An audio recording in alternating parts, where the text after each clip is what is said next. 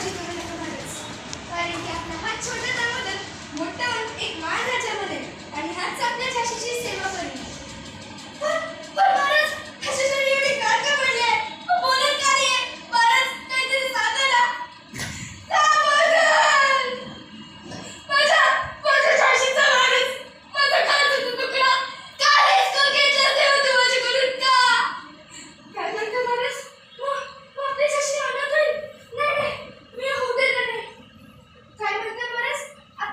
आपण एक छोटा मुलगा दत्तक घेऊ. होय महाराज, आपण या मुलाचं पण नाव दामोदर ठेवू. काय म्हणताय नानासाहेब?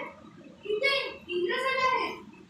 इंग्रज अधिकारी युरोज, तुम्ही इथे बोला, काय काम काढलंय?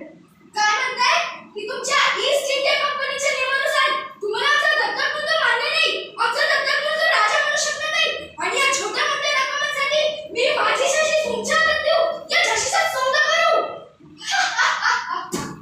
ए युरोज, खबरदार हे शब्द परत तुझ्या जिभेवरती आले तर तुझी जीभ छाटून घेतली जाईल. आपल्या भारतीय संस्कृतीत आधी शांती मग नंतर क्रांतीला सांगितले आहे, पण या इंग्रजांनी तर आम्हाला दाखवूनच दिले की लाखांचे भूत सांगून समजणार नाहीये. जर का इंग्रजांना युद्ध करण्याचीच इच्छा असेल तर हे युद्ध होणार, काही होऊ